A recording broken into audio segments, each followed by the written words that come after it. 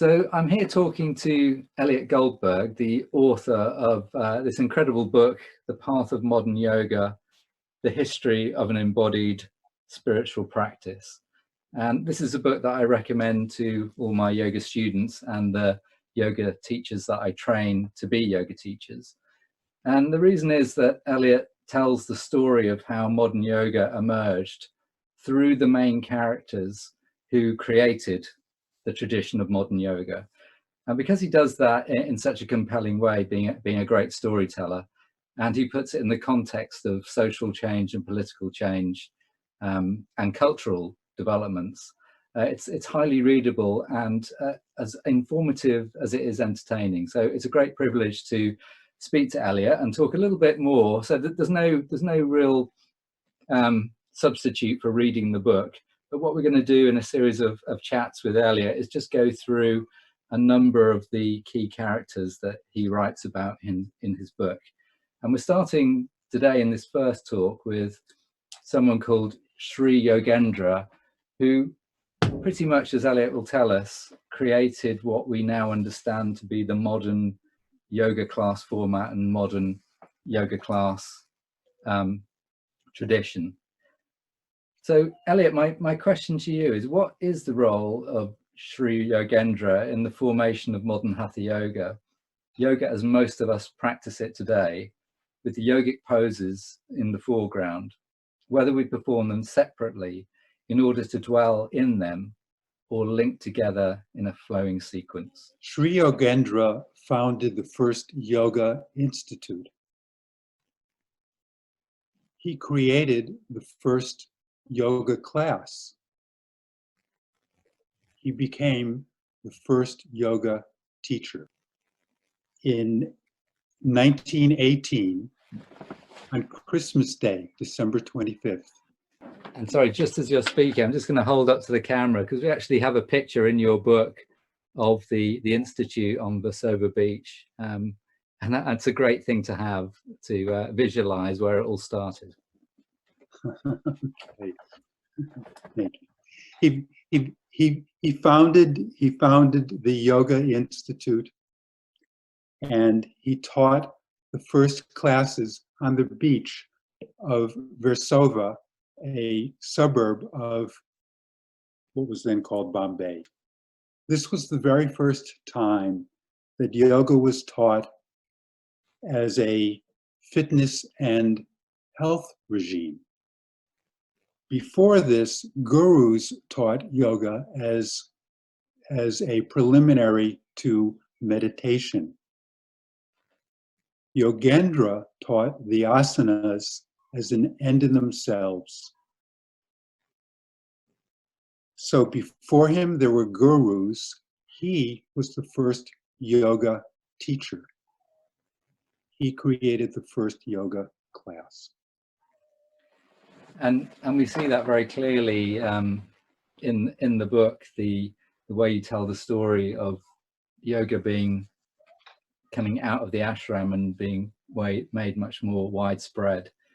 So what was it, do you think, in Yogendra's life that led him to found the first Yoga Institute and create the first yoga class and make that step of really creating a profession? He kind of known at the time that he was embarking on something that would be replicated worldwide and be followed by an estimated 300 million people by 2020.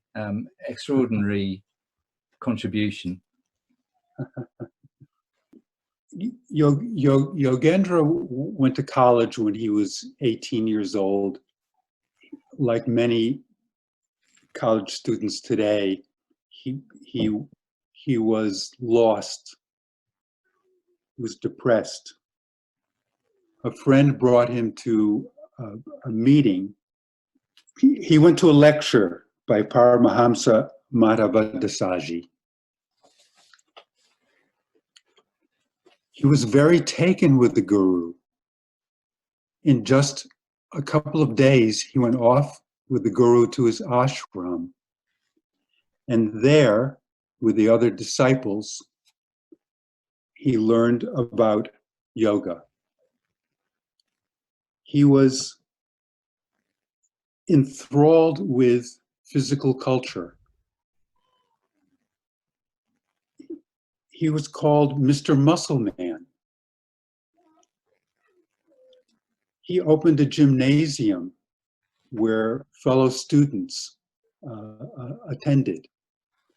He learned, he knew about all of the physical cultural routines, whether they were bodybuilding, calisthenics, or gymnastics. He learned about natural health cures. He was very interested in physical culture, and he was very entrepreneurial. He started his own gymnasium. He stayed with the guru for a year and a half. And when he left, and he founded the Yoga Institute, he could do that because he combined both his knowledge of yoga and his entrepreneurial spirit. So he combined this mission to help people, to have his own business with, not with traditional Western methods, but with yoga. Mm. And we see, don't we, that the way in which he left the ashram, where he was pretty much anointed as the person who was going to succeed his guru, and set out on this new path. And you know, a lot of people still think of yoga as being rooted in ashrams and being rooted in the spiritual practice, and some of the big schools like Shivananda try and replicate an ashram experience when they run teacher training and retreats, and that's the way they do it.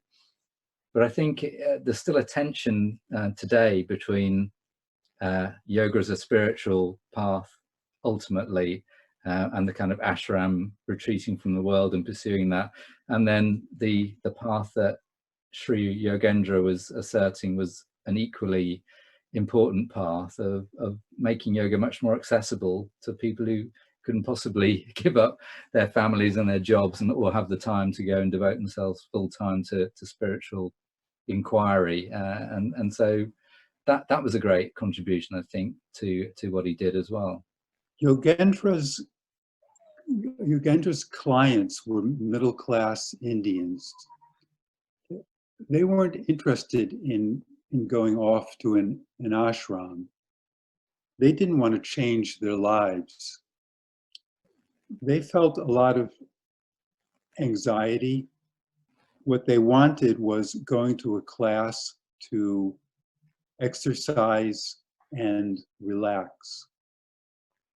So he provided that for them. He brought yoga to them. Mm.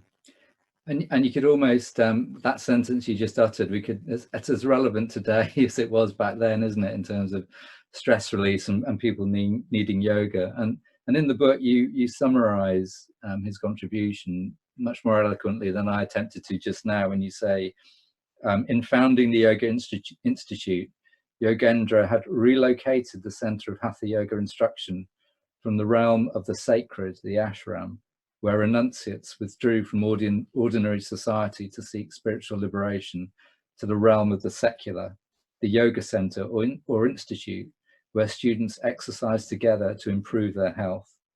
He had made an essentially religious experience into a secular experience, and the means of this subversion of the hatha yoga tradition was its radical but now axiomatic form of instruction, the yoga class.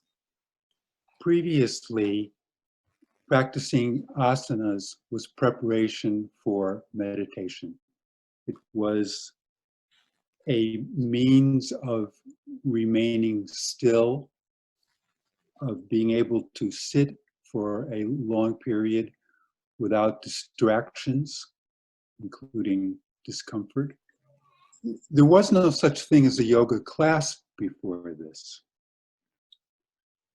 What was subversive about the yoga class was the goals for example, you took the class to improve your fitness and your health, but also the form of the class was subversive. And by that I mean that the class was for an hour or so. You didn't have to go off and live with your guru. So you could come and go to the class. If you wanted to become a disciple to a guru, you had to meet certain standards. Anyone could go to a yoga class. The guru didn't teach his disciples for financial reasons. He was passing on his spiritual knowledge. What Yogendra set up was a business. People would pay for the classes. In its very inception, yoga class was a commodity. People talk about how yoga has become commodified. In its very inception, in its very nature, it's a commodity, something to be bought and sold. And I mean, that side of Yogendra's contribution has been very important, hasn't it, in terms of if you didn't have that change away from the spiritual aspiration of the ashram, and that's the certain amount of secularization of the yoga experience, it just wouldn't be possible to have seen the widespread take-up of yoga, and which has done so much good worldwide. So that must be part of his legacy. Perhaps you could talk about that and any other parts of his legacy. Well, this is tricky. This is something that I've thought about a lot since you first posed that question. Yogendra was first in creating a yoga institute. He was the first to create a classroom. He was the first yoga teacher. But I'm not at all sure that he had an influence on those who followed him. Kuvalayananda, in contrast, had an enormous influence on the generations that followed him. I wish I could say to you, without Yogendra, we wouldn't have modern yoga, but I don't think that's so. I suppose it's perhaps it's the power of the idea and looking back, you know, that is compelling to us, even if he didn't directly influence people. It's nice to see where the idea started and how that took root. That's a good way to put it. I think that's so.